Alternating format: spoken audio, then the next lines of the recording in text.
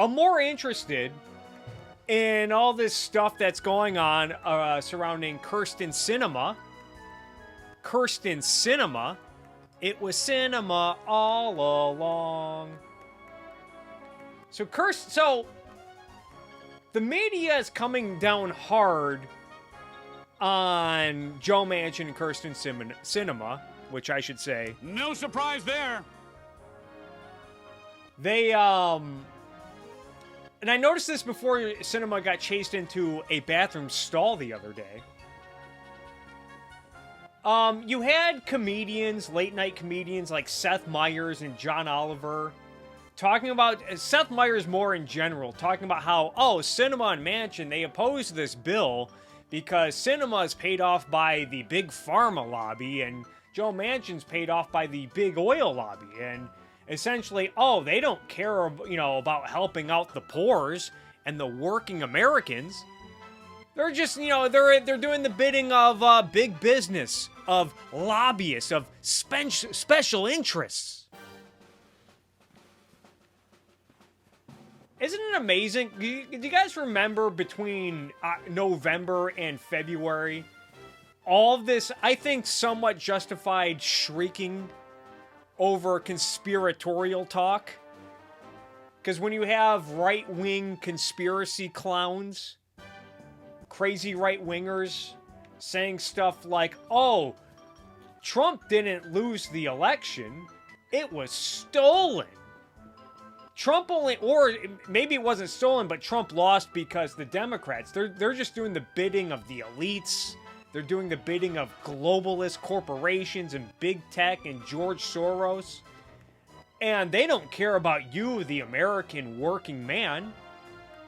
You see this a lot with Tucker Carlson. It's like, the Democrats, they're representing Jeff Bezos and Apple and big tech and George Soros and Antifa. They don't care about you, the American working man. And people say, well, all this conspiracy talk, it riles people up, and you can kind of draw a cause and effect between all the conspiracy talk and all of the riled up people who showed up to the Capitol on January 6th.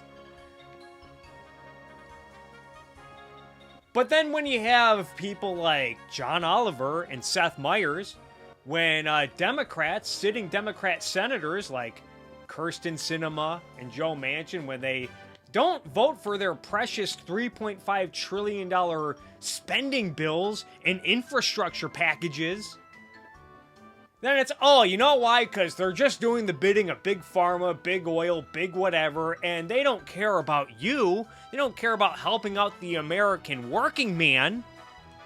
Blow it out your ass. And then you see people like Kirsten Sinema getting filmed and chased into bathroom stalls, which I guess is against the law. We'll see what happens there. She's getting harassed on airplanes.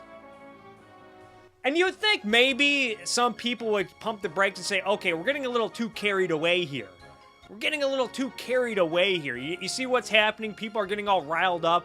They're say what you will about Kirsten Sinema, but we live in a democracy. All this conspiracy talk, it's ruining our democracy and our civil order. We need to ease up a little bit. We can't have senators like Kirsten Sinema getting chased and bullied into bathrooms. But no. She's getting chased into bathroom stalls, harassed on airplanes, and a lot of people in the media, like Kirsten Powers, are defending this, saying, I don't get all of this concern over Kirsten Sinema. What did she say exactly? I'll pull it up here. I'm flabbergasted by people who think a U.S. senator has been harmed by constituents trying to get her to understand how her actions affect actual lives. If she didn't want to be confronted in a bathroom, she could have stopped and talked to them outside the bathroom. Then you have people like Mehdi Hassan. It's another blue checkmark media guy with over 1 million followers on Twitter, saying, I'm semi-annoyed at the people who have allowed Sinema to play victim. I'm very annoyed at the people who think Sinema is the actual victim. And I'd note that democracy continues to hang in the balance while we argue over the rights and wrongs of bathroom protests. You absolutely suck! And then you had Jezebel, left-wing media outlet Jezebel straight up tweeting an article and saying in the tweet, well, yeah, go ahead, bully Kirsten Sinema outside of the bathroom. Isn't that interesting? Just bully if your senator doesn't vote the way you want, just bully them. Just chase them into bathrooms with your camera phone and bully the hell out of them, according to Jezebel. And I'm over here thinking, you guys remember the New York Post Hunter Biden story? I really hate to play that whataboutism card because it's played to death, if you ask me. But remember Twitter?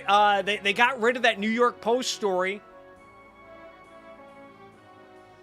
saying that, it was misinformation and blah, blah, blah, and violated our terms of service. But if you're a large media outlet like Jezebel, gotta look up Jezebel's Twitter. Jezebel Twitter. How many? Jezebel has 300,000 followers on Twitter. And they just straight up tweet, in a tweet, they say, absolutely bully Kirsten Sinema outside of her bathroom stall. Absolutely do it. Doesn't that sound like it might violate some terms of service? Anyone gonna bring that up anyway? So, this brings us to our good friend. Another person who's kind of taking the side against Kirsten Sinema and saying, yeah, whatever, bully people outside, bully your senator outside of your restroom, is our good friend Secular Talk, Kyle Kulinski.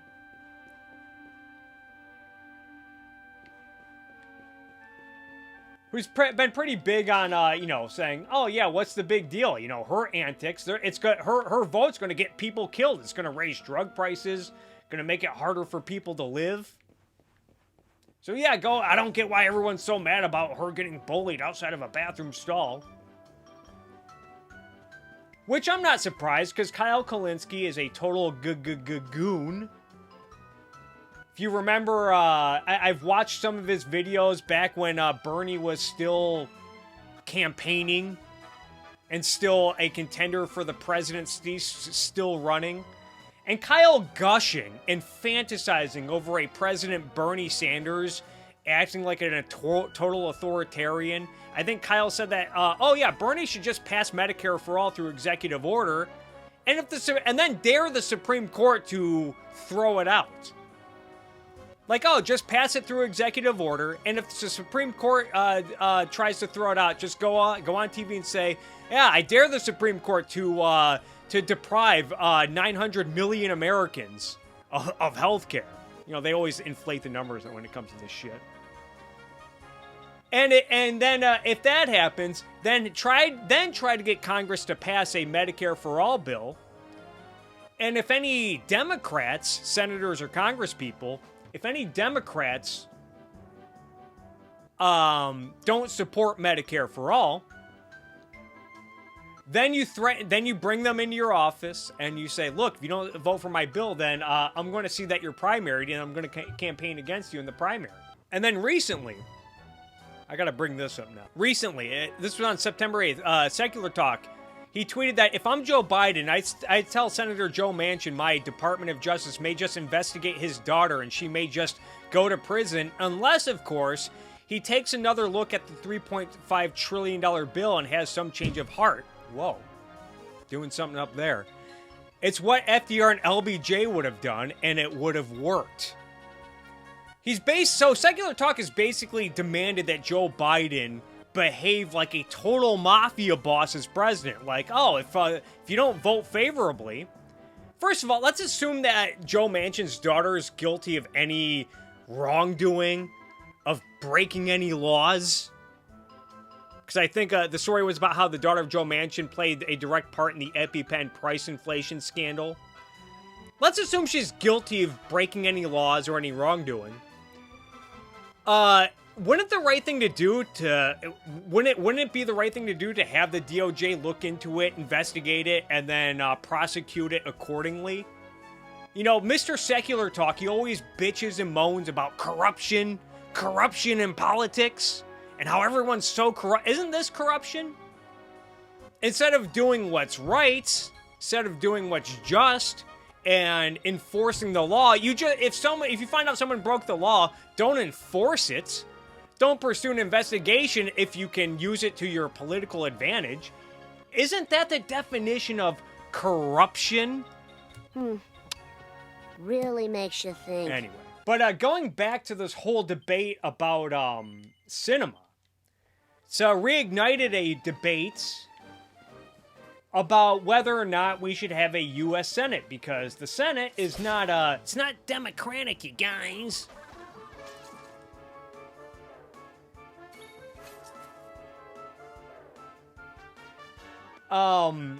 I saw this from CNN today. CNN tweeted a headline saying that the Senate just doesn't work anymore. I've seen this for years from, the Senate, CNN Politics, why the Senate doesn't work anymore. Can you believe that, guys? And I've seen this rhetoric against the Senate, this anti-Senate mentality really ratcheted up over the years. You often see it in talking points like, oh, it's not fair that, 17 million Californians or whatever are represented by 2 senators while 500,000 people in Wyoming are represented by the same amount of senators. And I actually attended my representative's telephone town hall back in June, I think. And I remember he was asked about DC statehood, and he was asked what his thoughts were on the filibuster. And he went on to say, my representative, he said, I believe in democracy. I don't get why, one, we have this chamber of Congress where you have to have 60 votes instead of a simple 51. But on top of that, I don't get why South Dakota, why 500,000 or whatever people in South Dakota get the same representation as the millions of people in California. He didn't think that was fair. It was undemocratic. And you know what? He was absolutely right. You're goddamn right. And so here's my question to people, all these, Democrats who often talk a big game, I think rightfully so, about civil rights, minority rights. How do you square that with your devotion to democracy?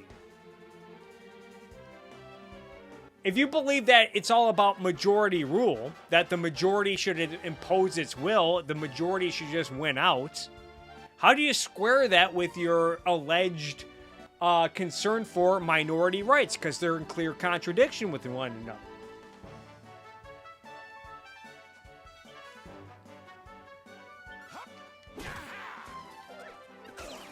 And I imagine the only way they can go from there is say, well, obviously we don't believe all rights should be, subject to a majority vote. That's why we have a Constitution. That's why we have a First Amendment, and blah, blah, blah. And it's like, wait a minute.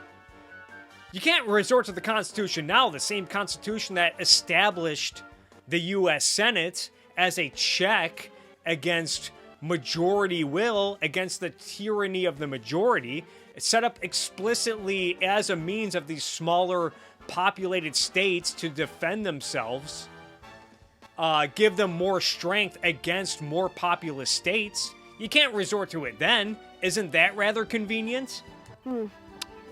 Really makes you think. I also feel like I gotta bring this up because a lot of times people,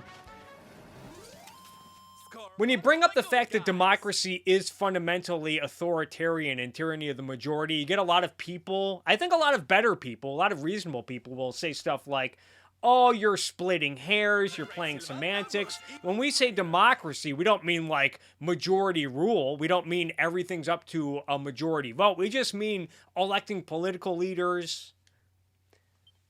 That's what we mean by democracy. I think I've heard Mr. Beat say this before. Like, oh, democracy. When we talk democracy, we just mean democratically electing leaders. I mean, that's an element, a democratic element. But the Founding Fathers were pretty adamant that they did not want a democracy.